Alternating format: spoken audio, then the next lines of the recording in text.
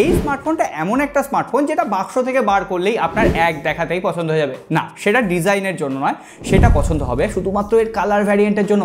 কি অসাধারণ একটা মিষ্টি কালার এখানে পোকো ইন্ট্রোডিউস করেছে। হ্যাঁ, এটা একটা পোকোর নতুন স্মার্টফোন পোকো X6 নিও, দাম 16,000 রুপি, যদিও আপনি অফারে এটা 15,000 রুপিতে পেয়ে যাবেন আর বাংলাদেশে খুব তাড়াতাড়ি এটা অ্যাভেলেবেল হয়ে যাবে। কিন্তু এই প্রাইস পয়েন্টেও পোকো এখানে দুর্ধর্ষ একটা স্পেসিফিকেশন দিয়েছে।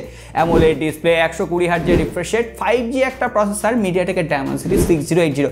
শুধুমাত্র তাই 5000 মিলিঅ্যাম্পিয়ার ব্যাটারি, 108 মেগাপিক্সেল ক্যামেরা। কিন্তু স্পেসিফিকেশন ধুয়ে তো আমরা জল খাবো না, আদপে দেখতে হবে এটা পারফর্ম কেমন করছে, আদপে এটার সাথে আমরা সন্তুষ্ট হতে পারছি কিনা। আর যদি আপনি এই পরিবারটার সাথে সন্তুষ্ট হন অবশ্যই লাইক করে রাখবেন, নতুন হয়ে থাকলে সাবস্ক্রাইব করে ঘন্টিটা বাজিয়ে রেখে যাবেন, কারণ এই ধরনের এক্সক্লুসিভ রিভিউ সবার আগে আমরা দিতে পারি। তাহলেই প্রথমে বক্স কন্টেন্টে চলে যাই। প্রথমত স্মার্টফোনটা তো ছিলই, একটা 33 ওয়াটের চার্জার রয়েছে, একটা টাইপ সি কেবল রয়েছে, এছাড়াও একটা ইউজার গাইড রয়েছে, সেটা ছেড়ে দিন। তবে সিম ইজেক্টর পিনের পাশাপাশি এখানে একটা কেস রয়েছে, যেটা টিপিউ ট্রান্সপারেন্ট কেস নয়, টিপিউ কেস, তবে সেটা ব্ল্যাক কালারের কেস এবং কেসের কোয়ালিটি যথেষ্ট ভালো। এটাতে প্রশংসা না করলে খুবই অন্যায় করা হবে। প্রথমেই বলে দিয়েছি এই ফোনটার কালার অসম্ভব সুন্দর। একই ধরনের ডিজাইন থাকা সত্ত্বেও এই ফোনটাকে আলাদাভাবে চেনা যাচ্ছে। তার সঙ্গে সঙ্গে উপরের দিকে একটা সেকেন্ডারি নয়েজ ক্যান্সেলেশন মাইক রয়েছে, একটা আয়ার ব্লাস্টার রয়েছে ওই রিমোট টিভি কন্ট্রোল করার জন্য, তবে এটা দিয়ে আবার গার্লফ্রেন্ড কন্ট্রোল করা যাবে না। এর সঙ্গে সঙ্গে একটা 3.5mm হেডফোন জ্যাক রয়েছে, ফোনটার ডান দিকে ভলিউম আপ এবং ডাউন কি, তার সঙ্গে সঙ্গে পাওয়ার অন অফ কি ও ফিঙ্গারপ্রিন্ট সেন্সর এই বাটনে দেওয়া হয়েছে। আর ফিঙ্গারপ্রিন্ট সেন্সর যথেষ্ট রেসপন্সিভ এবং ফাস্ট। নিচের দিকে স্পিকার দেওয়া হয়েছে, টাইপ সি পোর্ট রয়েছে, মেন মাইক্রোফোন রয়েছে, আর ফোনটার বাঁ দিকে সিম ট্রে যেখানে হাইব্রিড সিম স্লট রয়েছে। তবে আমার মতে এখানে ট্রিপল কার্ড স্লট দেওয়া উচিত ছিল। এই ফোনটার আরো কয়েকটা বৈশিষ্ট্য আছে। এই ফোনটা একটা স্লিম এবং লাইট ওয়েট ফোন, মাত্র 176 গ্রাম ওজন। ফোনটা সত্যি হাতে কমফোর্টেবল লাগছে, কিন্তু তার থেকেও বড় কথা এখানে ব্যাক প্যানেলে পলিকার্বনেট রয়েছে, কিন্তু সেখানে ম্যাট ফিনিশ দেওয়া হয়েছে, ফলে হাতের ফিঙ্গারপ্রিন্ট কিন্তু অতটা আসছে না। ফ্রেমটা অ্যাজ ইউজুয়াল পলিকার্বনেট, IP54 এর স্প্ল্যাশ রেসিস্ট্যান্ট দেওয়া হয়েছে, ওই টুকটাক জলে ছিটে ফোটা লাগলে ফোনটা প্রোটেক্ট থাকবে। এরপরে যদি আমরা ডিসপ্লের কথায় চলে আসি, 6.5 ইঞ্চির একটা অ্যামোলেড ডিসপ্লে, 120 হার্টজের refresh rate, DCI P3 colour গ্যামেটের সাপোর্ট রয়েছে। মোটামুটি ডিসপ্লেতে যত ভালো ভালো স্পেসিফিকেশন দেওয়া যায় সমস্ত কিছু দিয়ে দেওয়া হয়েছে। কিন্তু এখানে সব থেকে নজর কাটবে ডিসপ্লের বেজেল আর চিপ। এখানে বলতেই হয় Xiaomi আর পোকো কিন্তু ডিসপ্লের ব্যাপারে এবার অনার্স পাস করে গেছে। ডিসপ্লে নিয়ে এদেরকে আর কোনো রকম কমপ্লেন করা যাচ্ছে না। ডিসপ্লেটার কালার যথেষ্ট ভাইব্রেন্ট ছিল, টাচ যথেষ্ট স্মুথ ছিল। এছাড়াও এই ডিসপ্লেতে আমি ইউটিউবে ভিডিও দেখলাম, নেটফ্লিক্সেও দু একটা ভিডিও দেখলাম, HDR এর সাপোর্ট নেই এবং ইউটিউবে আপ টু 1440p পর্যন্ত কিন্তু ভিডিও চালানো যায়। ভিডিও প্লেবেল ছিল, যথেষ্ট স্মুথ ছিল, কোথাও কোনো রকম ফ্রেম ড্রপ কিন্তু পাইনি। ভিউইং অ্যাঙ্গেল, কালার সমস্ত কিছু টপ অফ দ্য পয়েন্ট ছিল। আর মাল্টিমিডিয়া এক্সপিরিয়েন্সের কথা বলতে গেলে এখানে ডুয়েল স্টিরিও স্পিকার নেই, single bottom firing speaker. Speaker output single speaker অনুসারে যথেষ্ট ভালো ছিল, লাউড, ভোকাল এবং ট্রিবল যথেষ্ট ভালোভাবে ম্যানেজ করতে পারছিল। কিন্তু এখানে প্রোটেকশন হিসেবে কর্নিং গোরিলা গ্লাস 5 এর প্রোটেকশন দেওয়া হয়েছে, এর সঙ্গে 1000 নিটসের পিক ব্রাইটনেস। ডাইরেক্ট সানলাইটে ইউজ করে দেখলাম, কোনো রকম অসুবিধা নেই। ডিসপ্লে সেকশনে পোকো একদম পুরোপুরি মার্কস নিয়ে পাস করে গেছে। কিন্তু পারফরমেন্স, এখানে মিডিয়াটেকের ডায়মেনসিটি 6080 চিপসেট দেওয়া হয়েছে, যেটা Antutu আসছে প্রায় 4,50,000-এর আশেপাশে।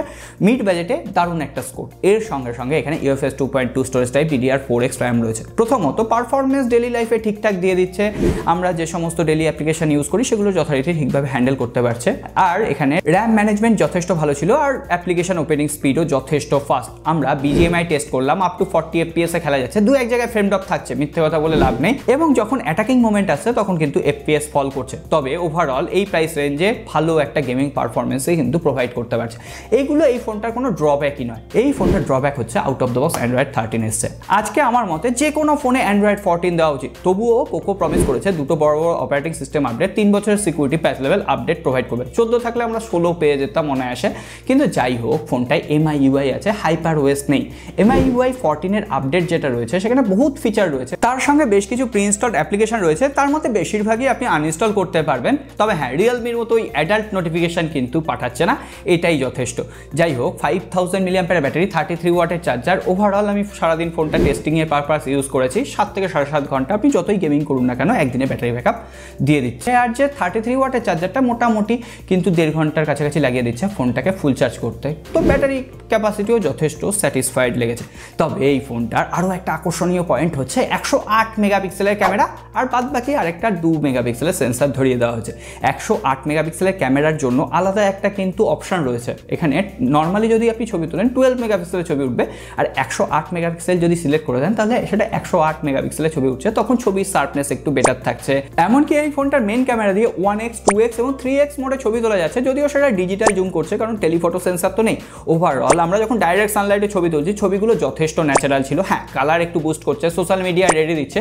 ওভারঅল ছবির এক্সপোজার কন্ট্রোল, কালার ম্যানেজমেন্ট ঠিকঠাক ছিল এই প্রাইস রেঞ্জ অনুসারে বলছি।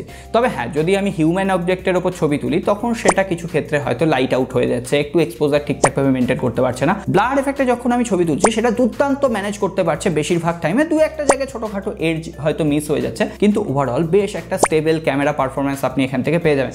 তাছাড়াও ভিডিও ক্যামেরায় 1080p আপ টু 30 fps, সেটা ফ্রন্ট হোক বা ব্যাক হোক শ্যুট করতে পারবেন। 60 fps একটু হলে বেটার হতো। যাই হোক, এর সঙ্গে সঙ্গে এখানে 16 মেগাপিক্সেলের সেলফি ক্যামেরা রয়েছে। তবে হ্যাঁ, সেলফি ক্যামেরা দিয়ে যখন আমি ছবি তুলছি না, আমার ফেসটা একটু স্মুথ হয়ে যাচ্ছে, ও শার্পনেসটা আর একটু বেটার হতে পারতো। এমনকি বেশ কিছু জায়গায় পোর্ট্রেট এফেক্টে এক্সপোজার ঠিকঠাক কন্ট্রোল করতে পারেনি। ওভারঅল আমি অনেক ছবি তুলেছি, ছবিগুলো আপনাদের সামনে দিয়ে দিলাম, আপনারা দেখে জাজ করতে পারবেন। তবে হ্যাঁ, 15,000 রুপির প্রাইস পয়েন্টে দাঁড়িয়ে যদি আমরা বিচার করি, এর ক্যামেরা যথেষ্ট ভালো কাজ করেছে। এমনকি লো লাইটেও বেশ ভালো পারফর্ম করছে, ছবির শার্পনেস বেটার ছিল, লো লাইটে সেলফি ক্যামেরা একটু স্মুথ করে দিচ্ছিল। এছাড়াও একদম ডিম লাইটেও কিন্তু যদি মেন ক্যামেরা দিয়ে আমি ছবি তুলি তখন সেখানে নয়েজ চলে আসছিলো, আর এই প্রাইস রেঞ্জের থেকে বেশি কিছু চাওয়ার নেই। যাই হোক, ওভারঅল কনক্লুশন পার্টে এসে বলবো, আপনি যদি ইউনিক দেখতে একটা স্মার্টফোন চান, না ডিজাইনের দিক থেকে নয়, এই কালারটা দেখলেই যে কেউ বলবে এটা কি ফোন, এই জিনিসটা ভাইবটা যদি আপনি চান, তার সঙ্গে সঙ্গে এই প্রাইস রেঞ্জের সব থেকে সেরা ডিসপ্লে, ব্যালেন্সড একটা পারফরমেন্স, বেশ ভালো একটা ক্যামেরা আউটপুট যদি আপনি চান, তাহলে এই ফোনটাকে আপনি কনসিডার করতে পারেন। আর পোকো সম্পর্কে আপনাদের কি মতামত সেটা কিন্তু কমেন্ট বক্সে ফিডব্যাকটা জানিয়ে দেবেন। আজকে আর কথা বাড়ছি না, সকলে ভালো থাকবেন, সুস্থ থাকবেন, দেখা হবে আগামী পর্বে।